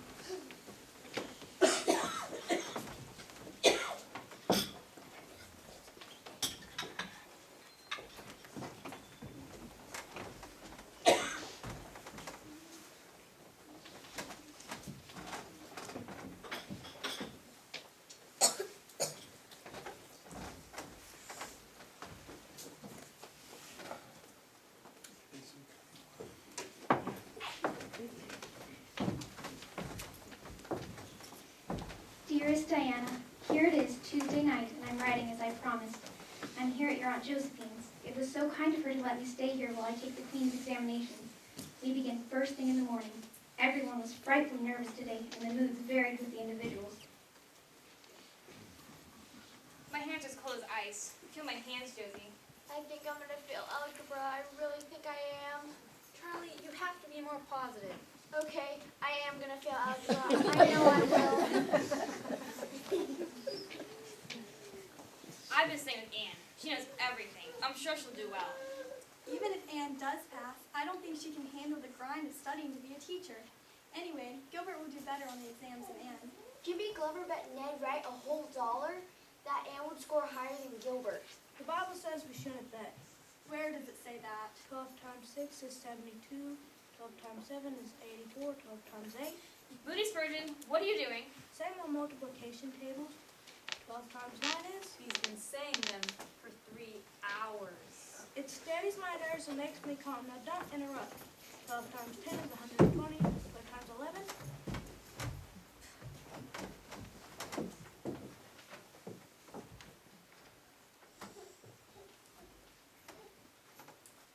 Hello, everybody. I'll be around to pick you up at your rooms early in the morning, so you should all get a good night's sleep. I know you wish to study all you can, but try not to cram tonight. Just try to clear your head and relax. I suggest we begin by taking a short break and heading uptown for ice creams all around my tree. How lovely. I'm very proud of each and every one of you, and I wish you the best of luck tomorrow. Oh, Diana, if only the geometry examination were over. But as Mrs. Lynde would say, the sun will go on rising and setting, whether I fail in geometry or not. But I think I'd rather it didn't go on if I failed. I wish so much that you were here with me. Yours devotedly, Anne. Diana, help me with the dishes. They won't wash themselves, you know. Coming, Mother.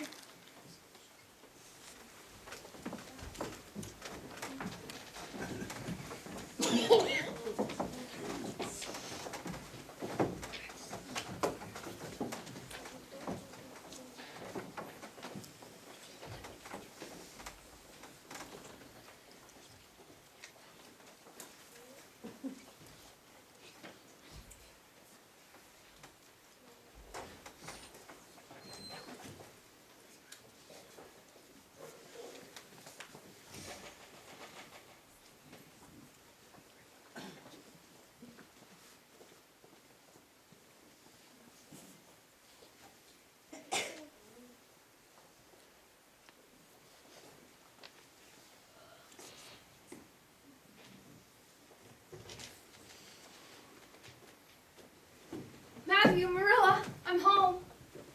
Home. How lucky I am. I love you, Green Gables. Love you to pieces. And you too, Matthew. Well now, how did you get along? I don't know if I passed or not. I have this creepy crawly feeling that I didn't. But I'd rather not pass at all if I didn't come out ahead of a certain somebody. Oh, Marilla, how I've missed you. It seemed much longer than 3 days. More like 3 years. How did you do? She thinks she failed, but I don't believe a word of it. Well, if she did, she wouldn't be leaving next year. When will you know? The pass list comes out in the Charlottetown paper today, but we won't know until tomorrow. Right now, though, I just want to spend time with the two of you. Marilla, is it the headaches again? No, it's just I missed you, and I'm glad you're home. I fear you'll be gone next year. If I passed. And besides, I'll be here on the weekends. They'll have the passengers train service by then. You've grown so tall and stylish. You're even quieter now. I just wish you could have stayed the way you were, with all your funny little ways. But you've changed. I haven't changed that much. No matter where I go or how much I've changed outwardly, I'll always be your little Anne, who loves you and Matthew and Green Gables more every day of my life. Now you've got all mushy and silly talking. Go put on your everyday clothes and help me feed the chickens. I'd love nothing more. Anne! Anne, are you back yet? Oh, Diana! sorry I didn't knock. I know it's impolite, but this is urgent. Look! You passed! What? Father brought the paper home from Bright River not minutes ago. He got it right off the train. You and Gilbert tied for first, and everyone from Avonlea passed. Miss Stacy will be so delighted. Well, Moody Spurgeon got a conditional in history, and Josie Pye barely scraped by, but everyone passed, and look, your name's at the top of the list. Oh, Matthew Marilla, I passed. And I'm first. Or one of the first. I'm not being vain. I'm just being very, very thankful. Well now, I knew you could beat them all. You've done very well, I must say. Oh, Anne, I got your letter. It was so exciting. You must tell me all about your trip. Gotta help Marilla feed the chickens. Matthew can help me feed the chickens.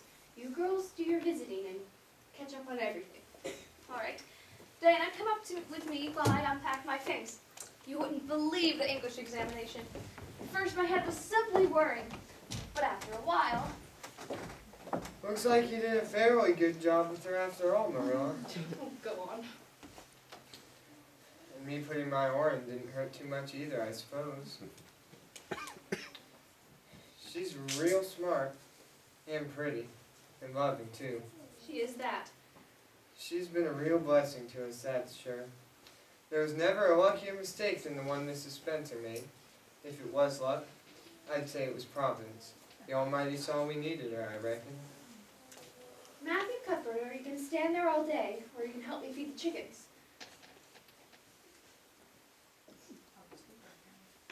I was feeding the cows. You're always feeding the cows. They're gonna get as fat as Rachel Lynde. Come on. We'll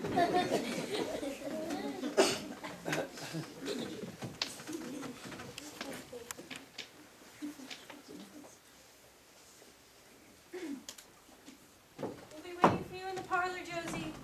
Josie, please hurry. It won't be there that much longer. Fine, Charlottetown is much more exciting after dark. Why is she getting so fancy up anyway? She hopes to see her French professor in town. Why not? He's simply a duck. I prefer men my own age. Like Gilbert Blythe, I've seen him carrying your books for you. Josie, are you ready yet? Almost. I just need help with this necklace. Is Anne coming? No, she's studying as usual. She's determined to get a first-class teacher's license in 1 year instead of 2. I wouldn't dream of finishing in 1 year. Besides, I can't wait to come back to the academy. My father can afford it anyways. You know, when Anne decided to try and finish in 1 year, Gilbert decided he would too. I wonder why. Oh, hi everyone. You better be getting to town while it's still daylight or you'll have to have an escort. We're being detained by Josie's jewelry. Come with us, Anne. You can't study all weekend. Besides, everyone knows that either Emily Clay or Louis Williams will win the gold medal. Or Gilbert Blythe. Or Anne Shirley. In fact, I bet she could win the Avery Scholarship if Queen's Reward won. Ready? At last. You sure you won't come, Anne? Miss Josephine Berry will be picking me up in a few minutes. I'm going to spend the night with her. How nice. Remember when we all used to go home every weekend before Christmas? We were so homesick then. And we didn't have as much homework to do. Oh, look. There's Gilbert. He can escort us to town. Goodbye, Anne. Have a nice time at Miss Berry's. Thank you. I will. We were so homesick then. Some of us still are. I wish I could go home. Matthew's probably coming in from the fields about now. Marilla will be fixing tea for him in the hired hand. They'll talk of the cows, the chickens, the crops. Will they talk about me? Do they miss me as much as I miss them? Anne, girl! Oh, Miss Berry, would you be terribly offended if I called you Aunt Josephine? I'd be terribly offended if you didn't. Oh, I'm so glad you invited me over. We stay the whole weekend. Thank you, but exams are coming up, and if I'm going to get my teacher's license and graduate, I have to do well. Well, we can make the most of one night. I had my cook prepare a fancy wild turkey with all the trimmings. How does that sound? Simply wonderful. Come now, the driver's waiting. By the way, did I see that Blythe boy on the porch? I think so. Nice young man. I think he'd be a good match for you, Anne girl. Well, now, I don't think... Well, I am. He's attractive, seems studious, ambitious, and he possesses an even more important feature. What's that? A strong chin. It's true. A strong chin is one of the man's most important attributes. Now, a man with a weak chin is apt to love you as he is to love you. When I was a girl, but your age.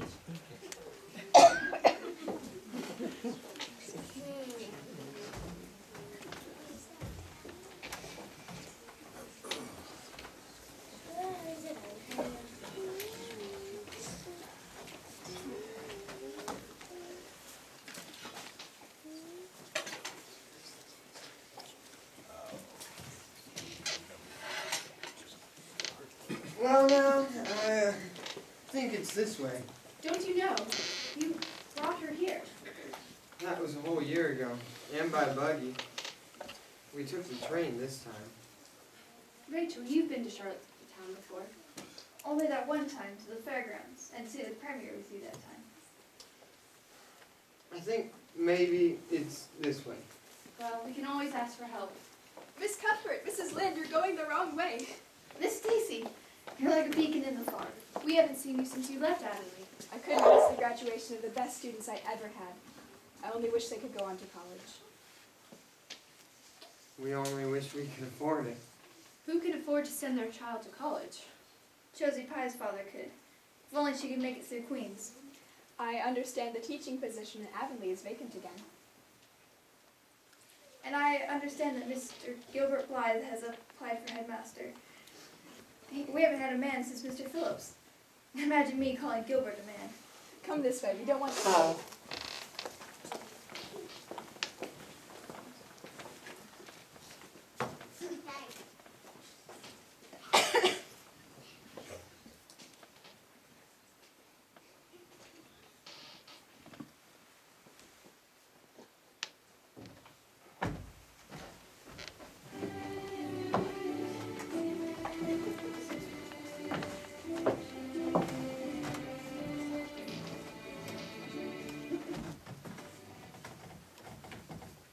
Thank you again for your kind attention.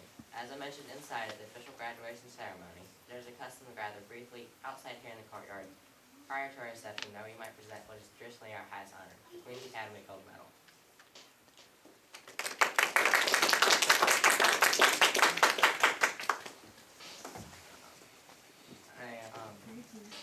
I'm very pleased to announce this year's recipient. The student has shown outstanding qualities both personally and scholastically from the village of Avonlea, Prince Edward Island, Mr. Gilbert Blythe.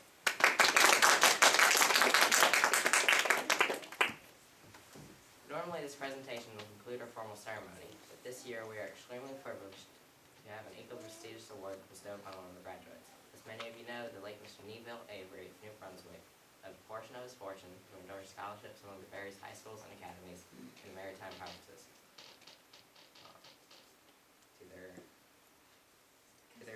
According to their respective standings.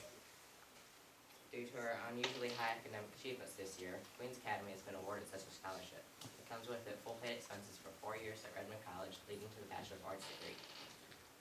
I am extremely privileged to announce the recipient of this rare scholarship. A student couldn't be more deserving or delightful. I might add again, from the village of Avonlea, Prince Edward Island, Miss Anne Shirley.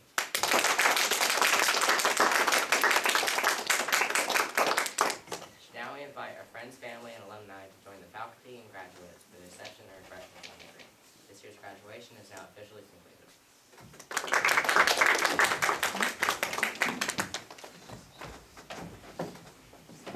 Congratulations, Miss Shirley. The same to you, Mr. Blythe. Oh, look, there's Matthew and Marilla. And Mrs. Lynde. And Miss Stacy. How nice of her to come. And Diana. Dear, dear Diana. Just look at that witty Spurgeon. First in line for the cookies.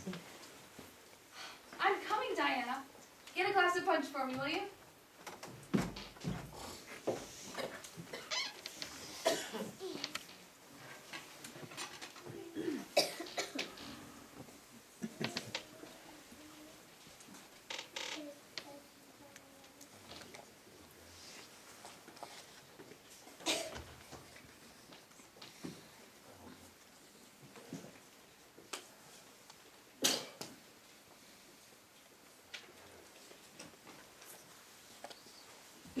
Martin, that was a pretty heavy load for the horses to pull all the way from the train station.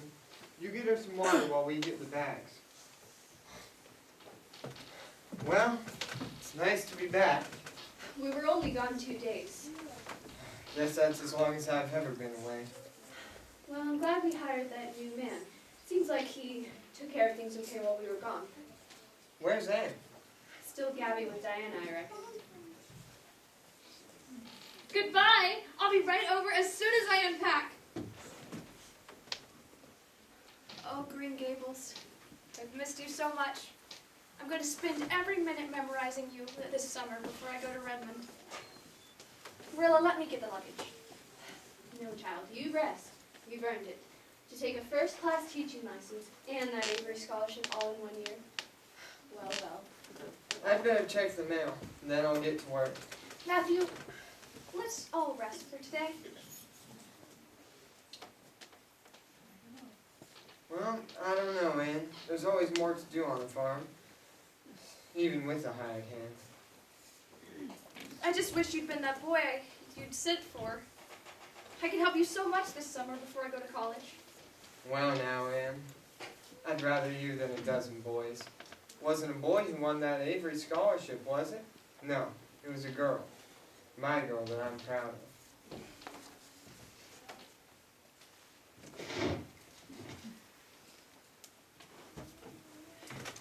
Marilla, at least let me take my luggage to my room. The headaches again? They come and go. The specialist is coming to the island next week, and I intend to see him this time. These bags are heavier than when you left. All my books are in them. Most of the students sell them or give them to friends, but I couldn't part with a single solitary one.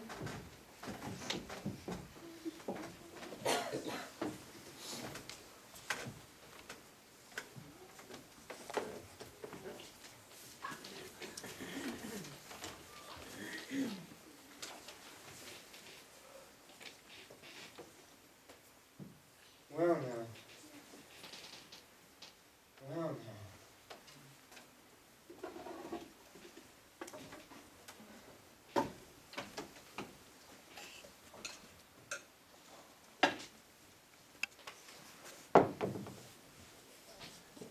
Then all the girls except Josie Pila, and there she was, surrounded by... Marilla, look. Matthew, what's wrong? It's the bank. The Abbott Bank. It failed. Oh no. Are you sure? It's all right there. Everything we had in the bank is gone. Matthew, you're sick. You have to lie down. I should have put the money in the savings account like you said, Marilla. There's nothing you can do about it now. Besides, we didn't have very much. It's gone. Is it your heart? Matthew! And go get Martin. Tell him to get the doctor. Yes. Right away. I'll get the berries and Miss Lynn and anyone else I can find. Martin! Martin! Come quick! It's Matthew! He's sick, real sick!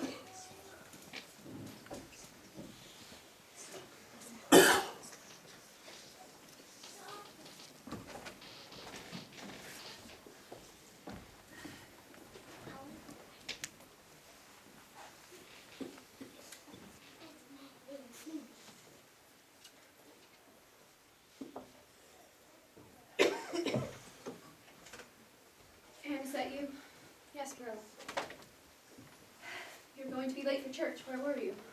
I left before you got up.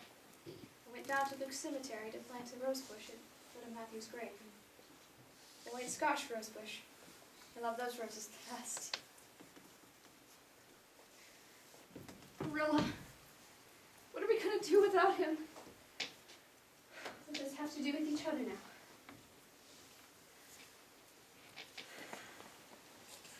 I don't know what I would do if you weren't here. I want you to know that I love you as much as Matthew did. It's never been easy for me to say things of the heart. But you're as dear to me as if you were my own flesh and blood. You've been my joy and comfort ever since you came to Green Gables. Oh, Marilla.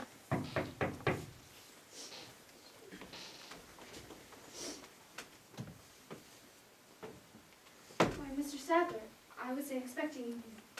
Morning, Miss Cuthbert. I was just down from Carmody visiting my uncle here in Avonlea and thought we might talk. Yes, well, we're on our way to church. Of course, Sunday isn't the most proper time to discuss business anyway. I'll just drop by tomorrow. Morning to both of you. Marilla? Who was that man? You better get ready for church. You're going to be late. I've just got to get my hat. What did he want? You know how punctual Reverend Allen is with his services. What kind of business? I suppose you might as well know now as later. The specialist gave me a new pair of glasses last week. You already told me that. But I didn't tell you that he said I can't read or sew or do anything that will strain my eyes, or I'll be blind in 6 months. Marilla. I can't run the farm. And there's no money to keep a hired hand anymore. I have to sell Green Gables. And Mr. Sadler wants to buy it.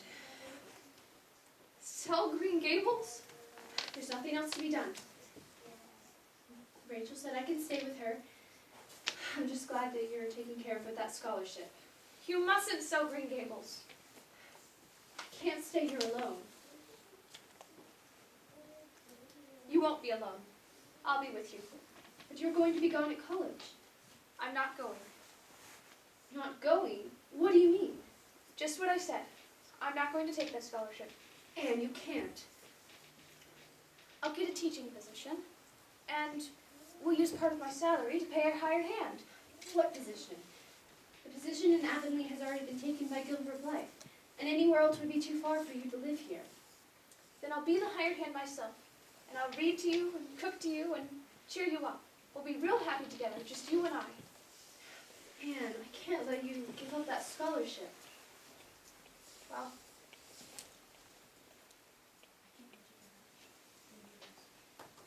I can't let you give up Green Gables. I can't let you give up your dreams and your ambitions.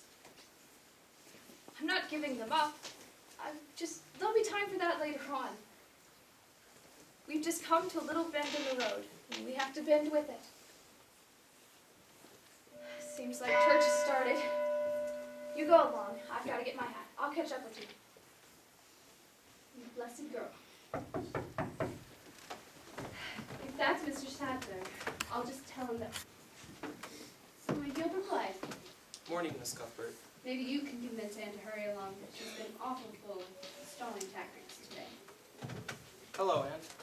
Gilbert? I understand from Mrs. Lynde that you plan to sell the farm. Why does Avonlea need a newspaper when it has Rachel Lynde? Marilla was going to sell the farm. She's not anymore. Because you're going to stay here and give up your scholarship. How did you know? Because I know you, and your love for Green Gables. But how will you manage? You don't have a job, do you? I'll manage somehow. How about the teaching job here in Avonlea? But that position is yours. I heard that the Board of Trustees is I already... withdrew my application. But why? I found a teaching job at White Sands, and I recommended you for the position here. The board said all you need to do is apply. Thank you. Thank you, Gilbert. I hope that after all this we can be friends, and that you'll forgive me for all my old faults. I forgave you a long time ago. I was just too stubborn to let you know. May I walk you to church? I think the service has already started. You go on along. I gotta get my hat. You know, it's too bad Mr. Phillips won't be there. Our old school teacher? Why him? He might make us sit together for being late. Well, then let's pretend he is there, and we'll sit together anyhow. I have an idea. Why don't I reintroduce myself and we start all over again? An excellent idea. My name is Gilbert Blythe, and I'm very pleased to meet you.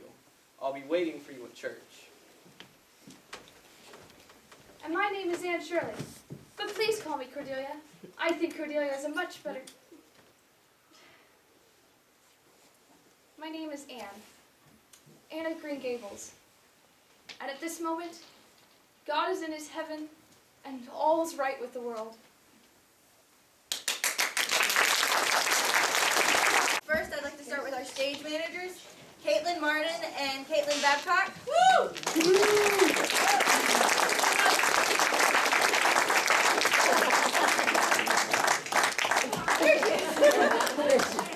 And now our cast.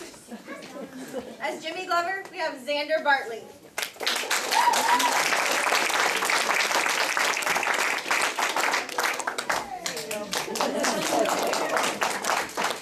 Josie Pye, second girl, and Tilly Bolter, Kamora Bartley.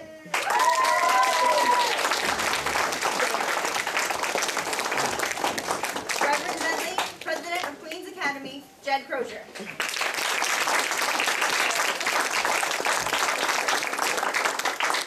Minnie May, Bessie Wright, and fifth girl, Lily Babcock. Harley Sloan and Mr. Sadler, Jackson Babcock.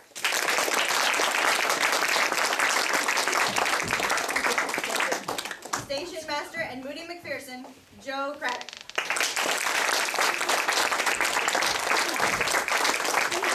Mrs. Mary, Carrie Sloan, and fourth girl, Faith Craddock.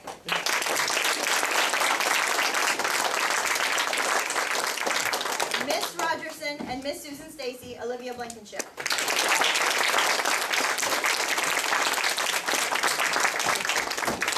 Jane Andrews, Mary Jo, Mrs. Blewett, and third girl, Claire McCandless.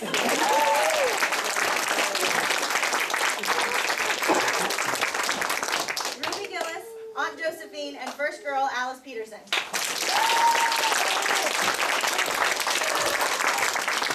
Mrs. Allen and Chrissy Andrews, Elizabeth Babcock.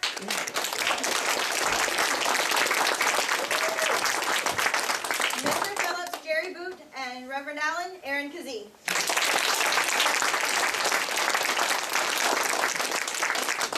Gilbert Blythe, Toby Duran.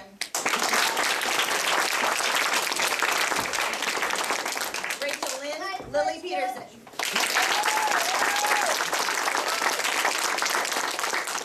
Marilla Cuthbert, Alyssa Babcock.